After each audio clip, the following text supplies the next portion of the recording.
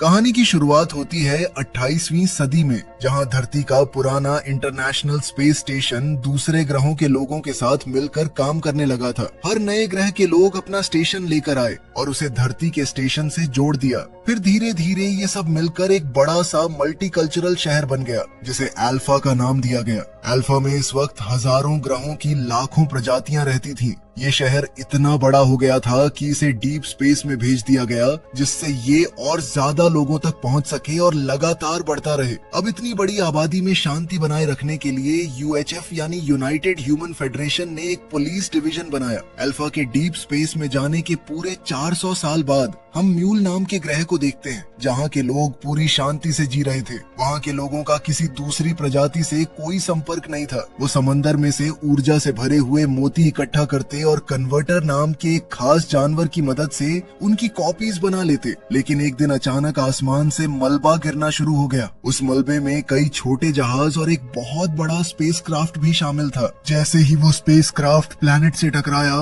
तो एक भयंकर विस्फोट हुआ, जिसने पूरे ग्रह और उस पर मौजूद हर जीव को मिटा दिया। खुशकिस्मती से उनकी ट्राइब के लीडर और कुछ बाकी लोग एक जहाज के अंदर छुपने में कामयाब रहे, लेकिन दरवाजा बंद करते वक्त ताला टूट गया और राजकुमारी लिम बाहर ही रह गई। जब उसके आसपास पूरा ग्रह तबाह हो रहा था, तब विस्फोट की चपेट में आने से पहले उसने अपनी आत्मा को ऊर्जा की एक लहर के रूप में छोड़ दिया। उसकी आखिरी उम्मीद थी कि उनका संदेश किसी तक पहुंच जाए। अब ये ऊर्जा की लहर यूएचएफ के मेजर वलीरियन तक पहुंच गई।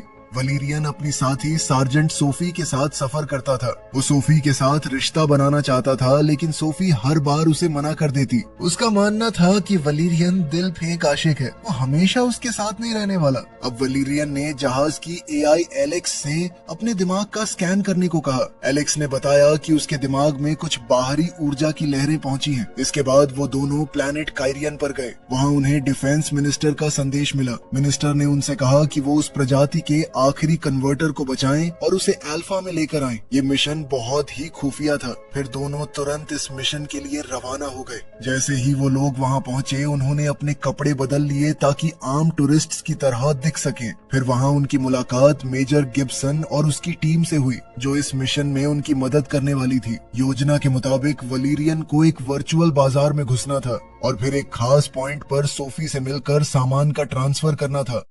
ये पूरा बाजार एक अलग डायमेंशन में मौजूद था और वहां तक पहुंचने के लिए वलीरियन को खास गॉगल्स और हेलमेट पहनना पड़ा। फिर अंदर पहुंचते ही उसने नियम तोड़ दिए और उस हिस्से में घुस गया जहां इंसानों का जाना मना था। वहां उसकी मुलाकात सार्जेंट कूपर से हुई। कूपर ने उसे एक खास चश्मा दिया जो हेलमेट की जगह काम करता था, जिसकी मदद से वो एक और डायमेंशन तक पहुंच सकता था। उसने वलीरियन को एक बंदूक और उसे चलाने के लिए एक क्यूब भी दिया। साथ ही उसके शरीर का स्कैन करके उसे अदृश्य बना दिया। अब बिना किसी की नजर में आए वलीरियन एक रहस्यमयी दुकान तक पहुंच गया। वहां आइगॉन कन्वर्टर को बेचने की कोशिश कर रहा था। खरीदने वाले वही एलियन थे जिन्हें वलीरियन ने अपने सपने में देखा था। बदले में वो उसे खास ऊर्जा वाले मोती देने वाले थे, लेकिन आइगॉन लालच में आ गया और ज्यादा मोती मांगने लगा। दोनों तरफ के लोग किसी समझौते पर नहीं पहुंच पाए और अचानक वहां मौजूद सभी लोगों ने एक दूसरे पर हथियार तान दिए। उसी समय वलेरियन ने भी अपनी गन निकाल ली। इसी के साथ वो सबके सामने आ गया। वहीं दूसरी ओर सोफी और बाकी टीम बाजार को घेरने वाली दीवार के पीछे पहुंच चुकी थी। उन्होंने वॉच टावर में खड़े गार्ड को एक खास गन से निशाना बनाया। उस गन की मदद से वो गार्ड की हर हरकत को कंट्रोल कर सकते थे। फिर उन्होंने दीवार में एक सुराख बनाया ताकि सोफी उसके पार जा सके। फिर सोफी सीधे ड्रॉप पॉइंट तक पहुंची। वहां उसने एक खास बॉक्स एक्टिवेट किया जो उसके पास होने के बावजूद दूसरे डायमेंशन में आइगन के सामने आ गया। और जैसे ही उसने कन्वर्टर बॉक्स के अंदर रखा, सोफी ने उसे तुरंत डीएक्टिवेट कर दिया। बॉक्स तुरंत उसके पास वापस आ गया और वो उसे वैन में ले गई। लेकिन वलीरियन अभी भी वहीं रुक गया। वो खास मोती को भी साथ ले जाना चाहता था। उसने चुपचाप निकलने की कोशिश की, लेकिन उसका हवा में तैरता हुआ हाथ गार्ड्स के एलियन कुत्ते की नजर में आ गया और कुत्ता तुरंत उस पर झपटा और देखते ही देखते वहां गोलीबारी शुरू हो गई। सोफी ने समझ लिया था कि वलेरियन मुसीबत में फंस गया है, इसलिए उसने तुरंत टीम को खबर दी। फिर टीम ने कूपर को मदद के लिए भेजा, लेकिन कुछ ही देर में वो भी उस एलियन कुत्ते के हमले का शिकार बन गया। अदृश्य होने की वजह से वलेरियन दुकान से निकलने में सफल हो गया, लेकिन लेकिन बॉक्स पैड टूट चुका था, इसलिए वो उस डायमेंशन से बाहर नहीं निकल पा रहा था। तभी एक गार्ड ने उसे मार्केट में घूमते देख लिया और उसके पीछे पड़ गया। गार्ड ने उस पर मैग्नेटिक मेटल के कई गोले दाग दिए। वो गोले उसके बॉक्स से चिपक गए और इतने भारी हो गए कि वलीरियन एक गड्ढे के अंदर जा गिरा। नीचे गिरकर वो एक आर्केड में पहुंच गया। वहाँ उसकी नजर एक छोटे बच्चे पर पड़ी जो खिलौने वाली बंदूक से खेल रहा था। वलीरियन ने मौका देखकर मैग्नेटिक गोलों में से एक बच्चे की बंदूक में डाल दिया। फिर बच्चे ने मजाक मजाक में उसे एक पास खड़े एलियन पर चला दिया। मैग्नेट्स के असर की वजह से बाकी सारे गोले भी उसी एलियन की तरफ खींच गए। आखिरकार वलीरियन उस एक्स्ट्रा बोझ से आजाद हो गया और दोबारा खड़ा हो सका, लेकिन उसकी वजह से बच्चा रो पड़ा और इसके बाद बच्चे का पिता उसके पीछे भागने लगा। वलीरियन मार्केट में दौड़ता रहा और आखिरकार सोफी से टकरा गया। तब सोफी ने तुरंत बॉक्स ठीक कर दिया, लेकिन उसी वक्त गार्ड्स और एलियन कुत्ता फिर से वलीरियन तक पहुंच गए। मुसीबत अभी खत्म नहीं हुई थी। असल में उनकी लोकेशन पकड़ी जा चुकी थी और आइगन ने उनके पीछे एक और भी बड़ा खतरनाक जीव भेज दिया। फिर दोनों जान बचाकर मार्केट से बाहर की तरफ दौड़े। इस दौरान उनके कंट्रोल वाला एलियन उस विशाल जीव पर गोलियां चलाकर उसे रोकने की कोशिश करता रहा।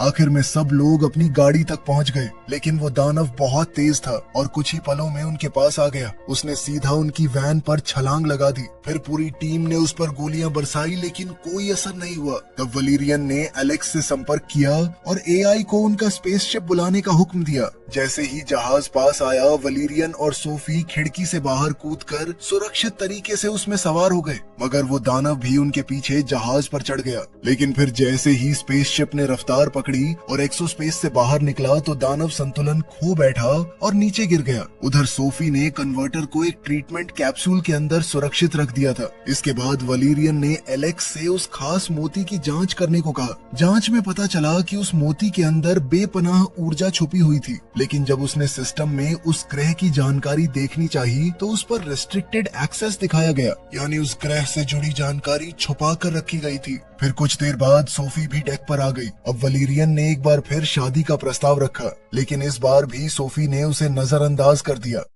इसके बाद दोनों अल्फा पहुंच गए, जहां कन्वर्टर साथ लाने की वजह से उन्हें वीआईपी एक्सेस दिया गया। वहां उनकी मुलाकात जनरल ऑक्टोबार से हुई। जनरल ने उन्हें स्टेशन के बीच में मौजूद एक रेडियो एक्टिव जोन के बारे में बताया। वहां जांच के लिए ड्रोन्स और खास सैनिकों को भेजा गया था, लेकिन जो भी उस जोन में गया वो कभी वापस लौट कर नहीं आया। असल में ये रेडियो एक्टिव इलाका हर दिन और ज्यादा फैल रहा था। अगर उसे जल्दी नहीं रोका गया तो पूरा स्टेशन उसकी लपेट में आ सकता था। इसी दौरान कमांडर अरुण अपनी केट्रॉन्स ड्रॉइड की सेना के साथ वहां पहुंच गया। उसे सिक्योरिटी काउंसिल की एक खास मीटिंग में जाना था और वो अपनी ड्रॉइड सेना को भी साथ ले जाने वाला था, लेकिन तभी डिफेंस मिनिस्टर का कॉल आया। मिनिस्टर ने अरुण को वलीरियन और सोफी को बॉडीगार्ड के रूप में साथ ले जाने का हुक्म दिया। खैर, मीटिंग के लिए निकलने से पहले अरुण एक कैदी को देखने गया। वो कैदी प्लैनेट म्यूल का एक एलियन था, जिस पर जानकारी निकालने के लिए बुरी तरह अत्याचार किया जा रहा था, लेकिन इतने दिनों बाद भी उसने कुछ नहीं बताया। फिर अरुण ने अपने आदमियों को ऑर्डर्स दिए कि अगर 1 घंटे के अंदर इसने कुछ नहीं बताया तो मार देना इसे। फिर जाने से पहले उसने अपने केट्रॉन्स ड्रॉइड्स को भी याद दिलाया कि अगर मिशन गलत हो गया तो उन्हें क्या करना है। उधर हम देखते हैं कि सोफी कन्वर्टर को मीटिंग में साथ लेकर गई थी। अरुण उसे सौदे की तरह इस्तेमाल करना चाहता था, लेकिन सोफी ने कन्वर्टर उसके हवाले करने से साफ मना कर दिया। उसने उसे खुद के पास सुरक्षित रखा। इसके बाद वलीरियन अरुण के साथ मीटिंग में दाखिल हुआ। वहीं सोफी बाहर खड़ी होकर रखवाली करने लगी। तभी उसके पास 3 छोटे एलियंस आए। वो डोगन डागिस प्रजाति के थे और उन्होंने उसकी मदद करने का ऑफर दिया। सोफी ने उनसे प्लैनेट म्यूल के बारे में पूछा तो उन्होंने बताया कि इस मामले के सबसे बड़े एक्सपर्ट मेजर सैम्क थे, लेकिन 3 साल पहले उनकी रहस्यमयी तरीके से मौत हो गई थी। उन्होंने ये भी चेतावनी दी कि कुछ लोग जल्दी ही कन्वर्टर को चुराने की कोशिश करेंगे। इतना कहना ही था कि अचानक पूरे स्टेशन में अलार्म बजने लगा। हमलावर दीवारों के अंदर से गुजरते हुए आगे बढ़ रहे थे। ना ही सिक्योरिटी काउंसिल उन्हें देख पा रही थी और ना ही स्टेशन की एआई सिस्टम्स। फिर कमांड रूम के ऑफिसर्स जब वहां से निकलने लगे तब उन्हें पता चला कि बिजली बंद हो चुकी है, साथ ही सारे रास्ते भी लॉक कर दिए गए थे। तभी सोफी तुरंत वलीरियन के पास पहुंची और दोनों मिलकर कमांडर को सुरक्षित बाहर निकालने की कोशिश करने लगे। लेकिन अचानक दीवार में जोरदार विस्फोट हुआ। अब म्यूल प्लैनेट के कई सारे एलियंस अंदर घुस आए और उन्होंने सब पर एक चिपचिपा लिक्विड छोड़ना शुरू कर दिया। वो लिक्विड पल भर में लोगों को ककून के अंदर कैद कर देता था। जैसे ही वलीरियन ने देखा तो उसने ककून में फंसने से पहले एक छोटा कैप्सूल अपने मुंह में डाल लिया। फिर कुछ ही देर में वो भी चिपचिपे ककून के अंदर कैद हो गया। मगर म्यूल के एलियंस अरुण को ककून समेत लेकर वहां से चले गए। उनके जाने के बाद वलीरियन के मुंह में छुपे कैप्सूल में से एक मकड़ी जैसा छोटा ड्रॉइड बाहर निकला और ड्रॉइड ने ककून को काट दिया। इस तरह वलीरियन होश में आया और अपनी कैद से बाहर निकलने में कामयाब हो गया। इसके बाद वलीरियन ने सोफी को भी ककून से आजाद कर दिया। उसने अपना चाकू सोफी को दे दिया ताकि वो बाकी लोगों को आजाद कर सके, जबकि वो खुद एलियंस का पीछा करने लगा।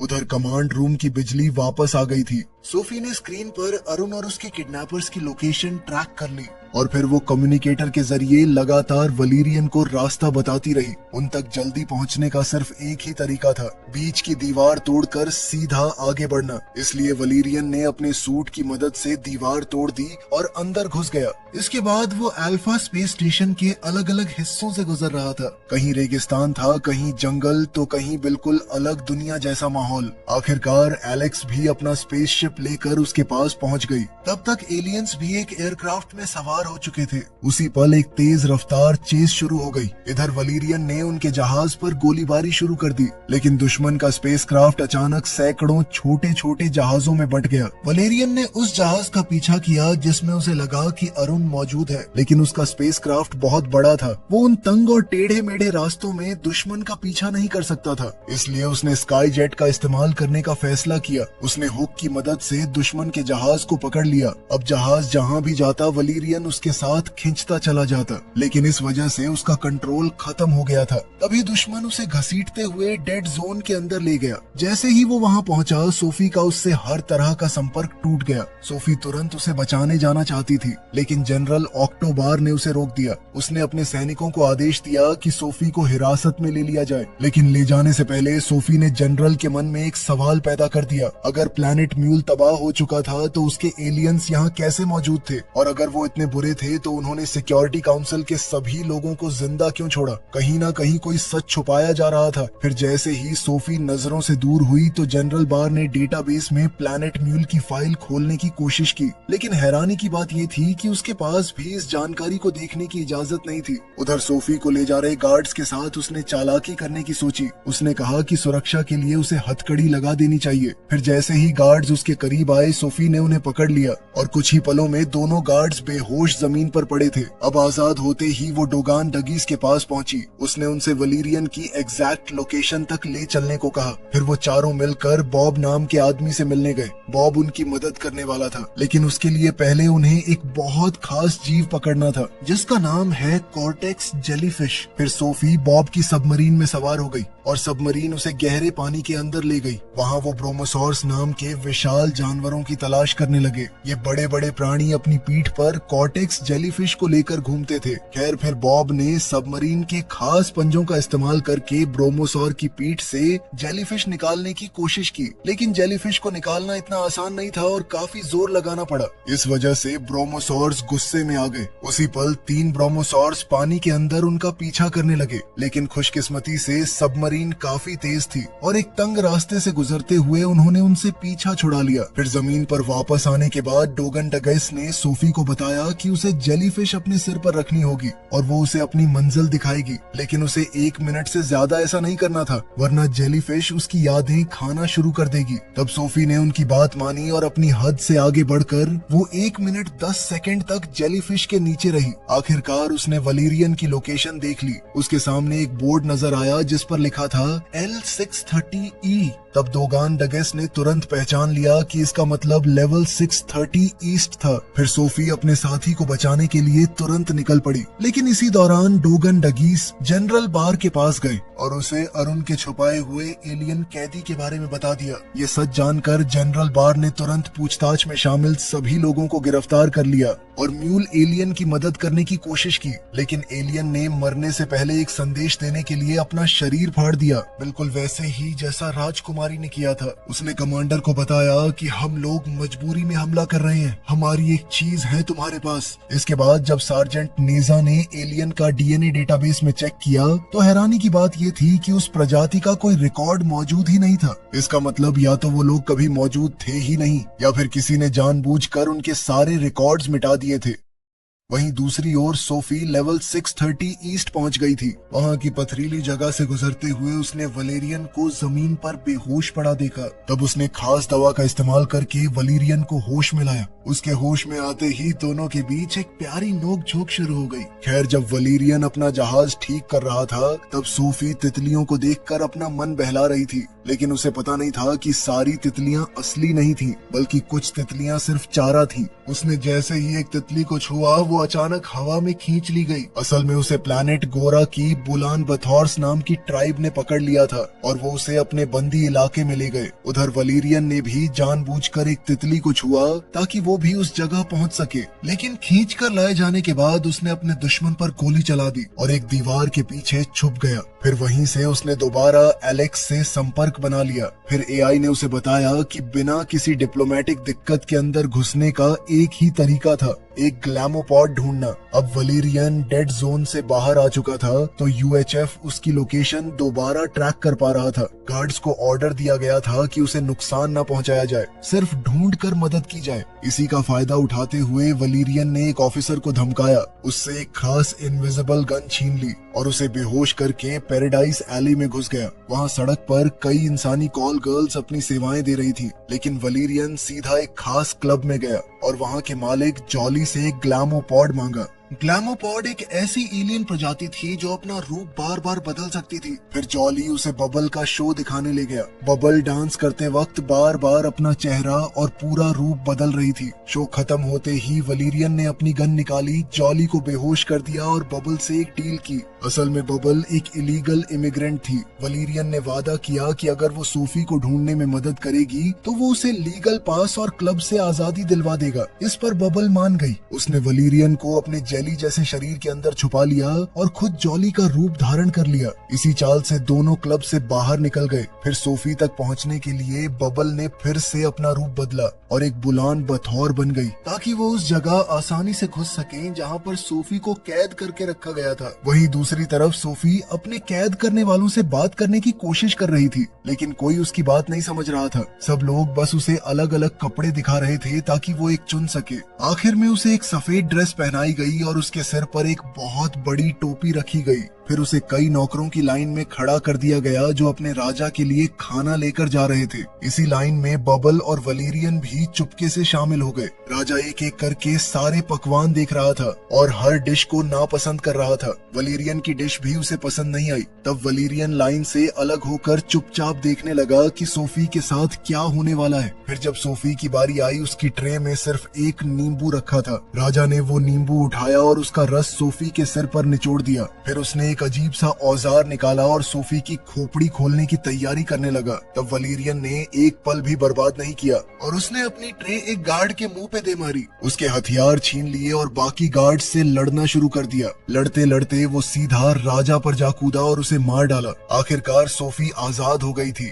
उसने भी एक मरे हुए गार्ड की तलवार उठा ली और अब सोफी, बबल और वलेरियन तीनों मिलकर गार्ड से लड़ने लगे। लेकिन दुश्मन तो खत्म होने का नाम ही नहीं ले रहे थे। नए गार्ड्स लगातार आते जा रहे थे और लड़ाई और भी ज्यादा खतरनाक होती जा रही थी। तभी वलेरियन ने तुरंत एक प्लान बनाया। उसने सोफी का हाथ पकड़ा और ऐसा दिखाया जैसे वो सीधा दुश्मनों पर हमला करने वाला हो। लेकिन अगले ही पल वो दोनों बबल के साथ एक गड्ढे में कूद गए और नीचे एक नए इलाके में जा पहुंचे। वहीं दूसरी तरफ कमांड रूम में जनरल बार डिफेंस मिनिस्टर से बात कर रहा था। उसने अरुण की खास फाइल्स देखने की मांग की। मिनिस्टर पहले हिचकिचाया, लेकिन आखिरकार उसने इजाजत दे दी। फाइल्स में लिखा था कि प्लैनेट म्यूल जंग के दौरान एक एक्सीडेंट में तबाह हो गया था और वहाँ कोई आबादी नहीं थी। लेकिन जनरल बार तुरंत समझ गया कि ये झूठ था। जब उसने ये जानने की कोशिश की कि उस ऑपरेशन का जिम्मेदार कौन था, तो उसे पता चला कि वो जानकारी भी राज थी। एक और चीज उसे परेशान कर रही थी। अरुण के केट्रॉन्स रोबोट्स हर वक्त आसपास मौजूद रहते थे। उन्हें अरुण ने खुद प्रोग्राम किया था और उन्हें हटाने का कंट्रोल भी सिर्फ उसके पास था।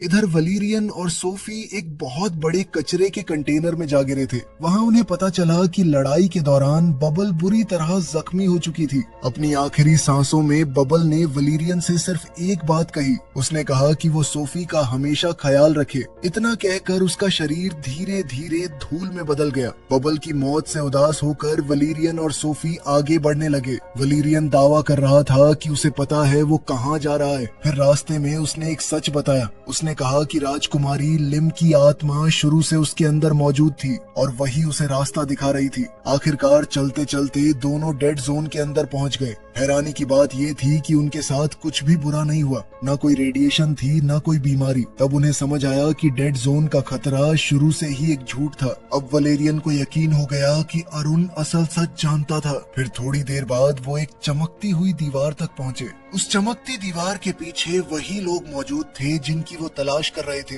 ऐसा लग रहा था जैसे वो सिर्फ उन दोनों का इंतजार कर रहे हों। फिर म्यूल के नेताओं ने उन्हें सालों पहले घटी पूरी घटना सुनाई। प्लैनेट के तबाह होने के बाद वो लोग उस जहाज में बच गए थे जिसमें वो भाग निकले थे। कई सालों तक वो अंतरिक्ष में भटकते रहे। जहाज में जो भी सामान और टेक्नोलॉजी बची थी, उसी की मदद से उन्होंने जिंदा रहना सीखा। जहाज के डेटाबेस में मौजूद सारी साइंस और जानकारी का इस्तेमाल करके उन्होंने अपनी सभ्यता को दोबारा खड़ा करना शुरू किया। मगर कई सालों बाद कुछ स्क्रैप डीलर्स ने उन्हें ढूंढ निकाला। आखिर में उनका जहाज अल्फा स्टेशन को बेच दिया गया और तब से मूल के लोग छुपकर अल्फा के अंदर रह रहे थे। वहाँ रहते हुए उन्होंने और ज्यादा ज्ञान हासिल किया और एक नया जहाज बनाना शुरू किया, जिसके जरिए वो किसी नए ग्रह पर अपना घर दोबारा बसा सके। लेकिन उनकी योजना में दो चीजों की कमी थी, एक कन्वर्टर और एक एनर्जी पर्ल। इसी वजह से उन्होंने आइगन को उन दोनों चीजों को चुराने के लिए रखा था ताकि अरुण को उनके बारे में पता न चले। लेकिन बदकिस्मती से वलीरियन और सोफी ने अनजाने में उनकी पूरी योजना बिगाड़ दी थी।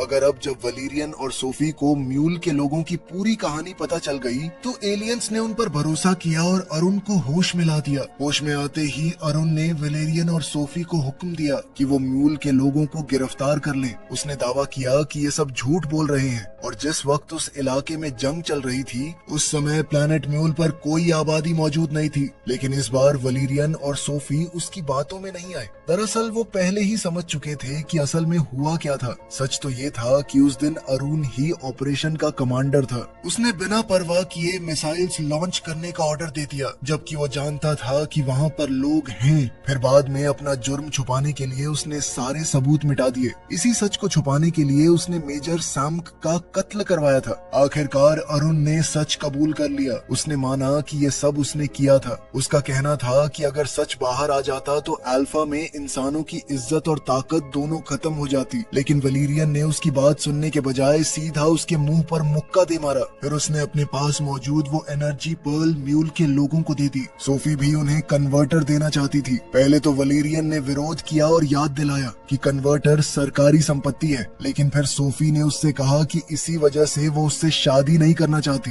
क्योंकि वो प्यार और इंसानियत की असली अहमियत नहीं समझता। ये बात सुनकर वलीरियन ने अपनी सोच बदल ली और कन्वर्टर भी म्यूल के लोगों को दे दिया। तब सोफी उसके इस फैसले से इतनी खुश हुई कि उसने पहली बार उसके होठों पर किस किया। मगर इसी दौरान जनरल बार के सैनिक और केट्रॉन्स चमकती दीवार के दूसरी तरफ पहुंच गए थे।